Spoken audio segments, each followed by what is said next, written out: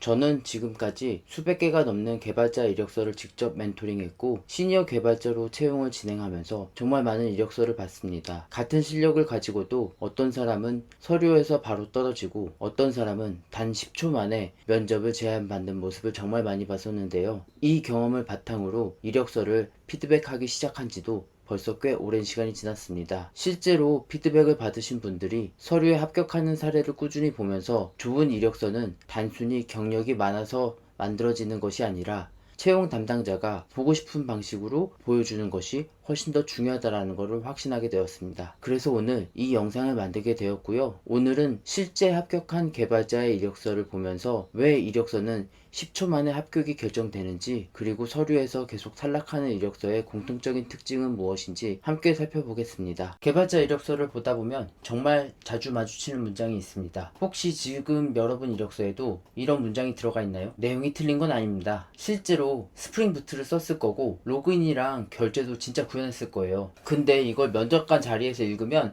한 가지 문제가 생겨요. 그래서 이 지원자가 잘하는 게 뭘까? 이게 안 떠오른다는 거예요. 스프링 부트를 쓸 줄 안다는 건 알겠는데 어떤 문제를 발견했는지, 그리고 그거를 어떻게 풀었는지, 그 과정에서 이 사람이 뭘 했는지가 하나도 안 보여요. 채용 담당자가 이력서를 볼 때 궁금한 거는 여러분이 어떤 기술을 써봤는지가 아니에요. 우리 회사에 들어와서 실제로 터지는 문제를 해결할 수 있는 사람인가, 그 가능성을 확인하고 싶은 거예요. 서류에 붙은 이력서와 떨어지는 이력서의 차이도 여기서 갈려요. 떨어지는 이력서는 대부분 내가 무엇을 했다만 적혀 있어요. 반대로 붙은 이력서에서는 회사가 왜 나를 뽑아야 하는지가 보이게 적혀 있습니다. 쉽게 말하면은 떨어지는 이력서는 쓰는 사람의 관점으로 쓰여 있고, 붙은 이력서는 읽는 사람, 그러니까 면접관 관점으로 쓰여 있다는 거예요. 사용자 조회 API를 개발했습니다.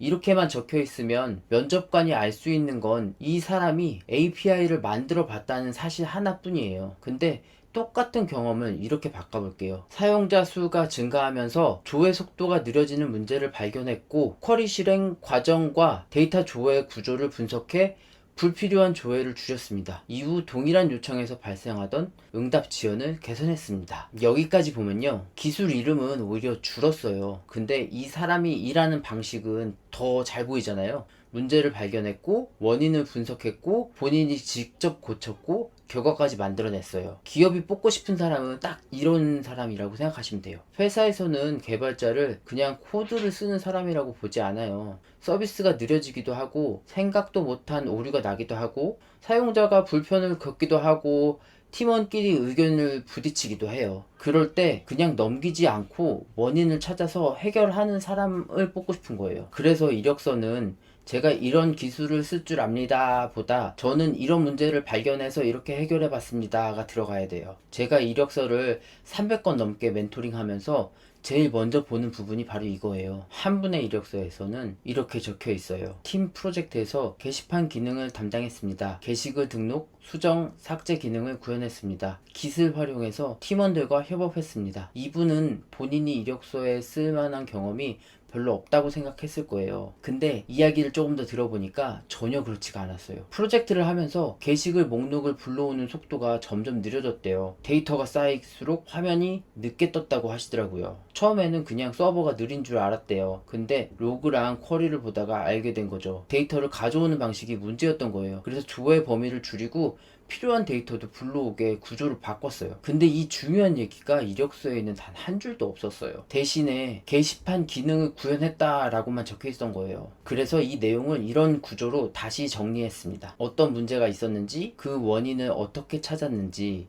본인이 어떤 판단을 내렸는지, 어떻게 고쳤는지, 그래서 뭐가 달라졌는지, 이렇게 말이에요. 그러니까 그냥 게시판 글을 만들어 본 지원자가 아니라 서비스 성능 문제를 직접 발견해서 개선해 본 지원자로 보이기 시작하더라고요. 이게 굉장히 중요해요. 실력이 갑자기 좋아진 게 아니잖아요. 없던 경험을 만들어낸 것도 아니고요. 이미 가지고 있던 경험을 면접관이 이해할 수 있는 방식으로 단지 보여준 것 뿐이에요. 이렇게 고치고 나서 실제 서류 합격 소식을 전해주신 분들이 꾸준히 있었어요. 그래서 이력서를 쓸 때는 내가 뭘 했는지만 떠올리면 안 돼요. 면접관이 이 문장을 읽고 이 사람 한번 만나서 더 물어보고 싶다 라는 생각이 들게 만들어야 돼요. 이력서의 목적은 여러분 경험을 전부 설명하는 게 아니라 면접관에게 다음 질문을 만들게 하는 거거든요. 마지막으로 이력서를 제일 빠르게 개선하는 방법을 말씀드릴게요. 이미 합격한 사람들의 이력서와 프로필을 참고하는 거예요. 링크드인을 켜가지고 내가 가고 싶은 회사에 지금 다니는 개발자, 나랑 비슷한 연차에 합격한 개발자, 내가 지원할 직무를 맡고 있는 개발자, 이 세 사람의 프로필을 찾아봐요. 여기서 중요한 거는 문장을 그대로 베끼는 게 아니고요. 그 사람들의 자기 경험을 어떤 순서로 보여주는지를 보는 거예요.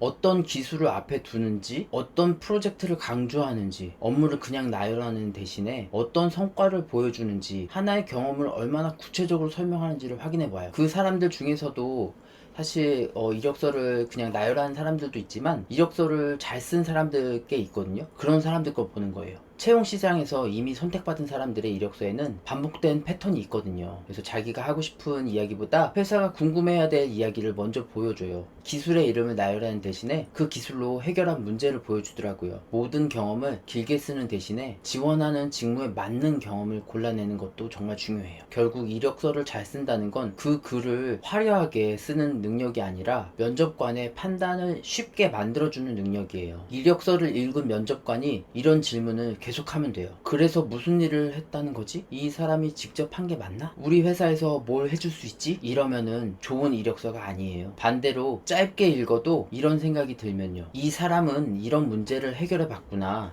이 부분은 면접에서 더 물어보고 싶다. 우리 팀에서도 비슷한 문제를 맡길 수 있겠다. 이런 생각이 들수록 면접에 이어질 가능성이 높아집니다. 오늘 내용을 정리해 볼게요. 개발자 이력서에서 가장 중요한 건 내가 하고 싶은 말을 다 적는 게 아니라 면접관이 알고 싶어 하는 걸 먼저 보여주는 겁니다. 어떤 기술을 썼는지보다 왜 그 기술이 필요했는지, 어떤 기능을 구현했는지보다 어떤 문제를 해결했는지, 프로젝트를 완성했다는 사실보다 그 과정에서 뭘 판단하고 뭘 기여했는지, 그리고 이력서에 쓸 말이 없다고 느껴지면 먼저 기존 포트폴리오에서 문제 해결 경험을 끌어내 보세요. 그래도 정말 아무것도 안 나온다면 이력서를 고치는 것보다 문제 해결 경험이 생길 수 있도록 포트폴리오를 다시 만드는 게 빠를 수도 있어요. 이건 꼭 기억했으면 좋겠어요. 이력서는 여러분이 열심히 살아온 모든 과정을 적는 일기장이 아니에요. 면접관에게 이 지원자는 한번 보고 싶다 라는 판단을 만들어주는 문서예요. 다음 영상에서는 신입 개발자가 이력서에 실제로 쓸 수 있는 경험을 만들려면 포트폴리오를 어떻게 구성해야 되는지, 그리고 단순한 클론 코딩 문제를 문제 해결형 프로젝트로 바꾸는 방법까지 구체적으로 알려드릴게요. 지금 이력서에서 개발했습니다, 구현했습니다, 사용했습니다 이 표현만 반복되고 있다면 오늘 영상을 참고해서 한 문장만이라도 문제 해결 중심으로 바꿔보시기 바랍니다. 그 한 문장이 여러분 이력서를 읽는 10초를 완전히 다르게 만들 수도 있습니다. 오늘 영상이 마음에 드셨다면 구독, 좋아요, 알림 설정까지 부탁드립니다.